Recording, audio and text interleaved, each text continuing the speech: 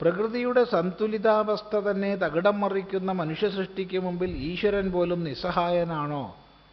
ഓഹോ ഹോ ഹോ ഹോ, എന്താ ഉണ്ട്.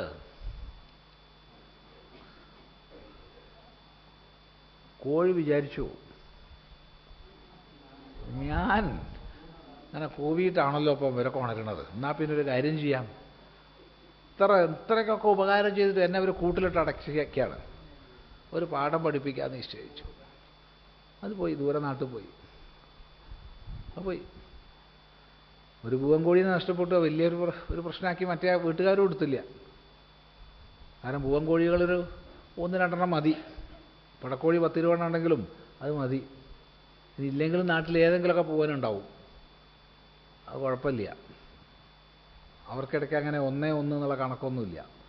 അപ്പം അങ്ങനെ ഞാൻ കഴിഞ്ഞപ്പോൾ കുറേ കാലം കഴിഞ്ഞു, ഇയാളിങ്ങനെ സഞ്ചരിച്ച് കുറേ ദൂരെ ഒരു നാട്ടിലെത്തിയപ്പോൾ അതാ കോഴി അതാ ഇരിക്കണത് മരത്തിൻ്റെ മുകളിൽ.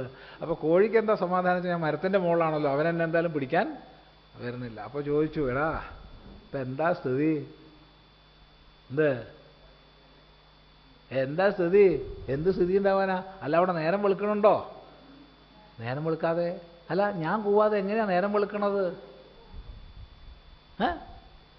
ഞാനവിടെ കൂവിയോണ്ടല്ലേ നേരം വെളുക്കണത്. അപ്പം ഞാനവിടെ വന്നതിന് ശേഷവും നേരം വെളുക്കുന്നുണ്ടെന്നാണോ പറയണത്? നീ വന്ന് നോക്കുകയാണെങ്കിൽ ഇനി ഞാൻ വരില്ല, അങ്ങനെ എന്നെ പറ്റിക്കാനല്ലേ, ഞാൻ വന്നിട്ട് എന്നെ കൂട്ടിലാക്കാനല്ലേ, ഞാൻ വരില്ല എന്നാ പറഞ്ഞേ. ഇതുപോലെ മനുഷ്യൻ വിചാരിക്കുക, എന്ത് പ്രകൃതിയുടെ താളം തന്നെ നമ്മൾ തെറ്റിക്കുന്നു. വെറുതെ തോന്നുകയാണ്.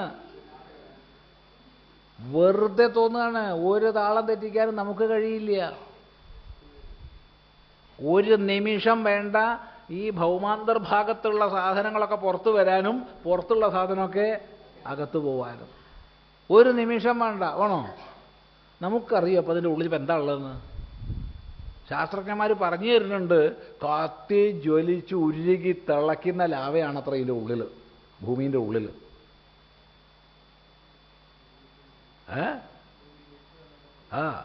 ഒരു നിമിഷം വേണോ?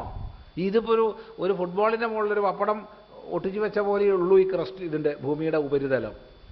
എന്നിട്ട് അഹങ്കാരികളായിട്ടുള്ള നമ്മൾ പറയുക നമ്മൾ പ്രകൃതിയുടെ താളം തെറ്റിക്കും, മറ്റേതാ ഒരു ഊത്തൂതിയാൽ നമ്മൾ ഉണ്ടാവുക. എന്താ അഭിപ്രായം? അമ്മയൊന്നൊരു ചെറുതായിട്ടൊന്ന് ഊതിയാൽ മതി, നമ്മളൊരൊറ്റയൊന്നും ഉണ്ടാവില്ല. പിന്നെ അപ്പോൾ സ്വാമി എന്താ അങ്ങനെ വിഡ്ഢിത്തരം പറയണത്? എന്താ പറയേണ്ടത്? ആഗോള താപനം, കാലാവസ്ഥ വ്യതിയാനം, അങ്ങനെ കുറേ പുതിയ നല്ല നല്ല ഓമന വാക്കുകളുണ്ട് നമുക്ക്. ഗ്ലോബൽ വാർമിംഗ്, കുറച്ചും കൂടി കേമായി ഇംഗ്ലീഷ് പറഞ്ഞാൽ. അതെ, ക്ലൈമാറ്റിക് ഇംബാലൻസ് ഒക്കെ ഉണ്ട്, സമ്മതിച്ചു. ഇതൊക്കെ ഒരു നിമിഷം വേണ്ട അത് ശരിയാക്കാൻ. നമ്മൾ അമ്മയുടെ അമ്മിഞ്ഞ കുടിച്ച് വളരുന്നു, അത് കഴിഞ്ഞു. കുട്ടിക്ക് ഏകദേശം ഒരു 7 മാസം 8 മാസമൊക്കെ കഴിഞ്ഞപ്പോഴത്തേക്ക് പതുക്കെ പല്ല് പുറപ്പെടുകയായി. ഈ പല്ല് പുറപ്പെടുന്ന സമയത്ത് കടിക്കാനുള്ള ത്വര കുട്ടിക്കുണ്ടാവും. അങ്ങനെ പാല് കുടിക്കുന്ന കുട്ടി മുല കടിക്കാൻ തുടങ്ങും. മുല കുടിക്കുക വേണ്ടത്, അതിന് പകരം മുല കടിക്കാൻ തുടങ്ങും. അമ്മയ്ക്ക് വലിയ കുഴപ്പമൊന്നുമില്ല, അമ്മയ്ക്കതൊരു സന്തോഷമാണ്. പക്ഷേ കുറച്ചും കൂടി കുട്ടി വലുതായി, അപ്പോഴും അമ്മയ്ക്ക് സന്തോഷമാണ്, കാരണം കുട്ടിയല്ലേ. എന്നാൽ ഒരു പരിധിയിലധികം കടിച്ചാലോ? ഒരു പരിധിയിലധികം കടിച്ചാൽ എന്താ ഉണ്ടാവുക? വിവരമുള്ള അമ്മമാർ അടിക്കുകയുള്ളൊന്നുമില്ല. വിവരമുള്ള അമ്മമാർ മൂക്ക് പൊത്തുകയ്യ കുഞ്ഞിൻ്റെ. വിവരമില്ലാത്ത അമ്മമാർ കുട്ടിയെ നുള്ളു അടിക്കുകയൊക്കെ ചെയ്യും, ഇത് കടി മുറിഞ്ഞ് പോവും ചിലപ്പോൾ. നേരെ മറിച്ച് വിവരമുള്ള അമ്മമാർ മൂക്കാ കണ്ട് പൊത്തുമ്പോൾ കുട്ടി ശ്വാസത്തിന് വേണ്ടി വായ പൊളക്കും, രക്ഷപ്പെടും. അതാണ്.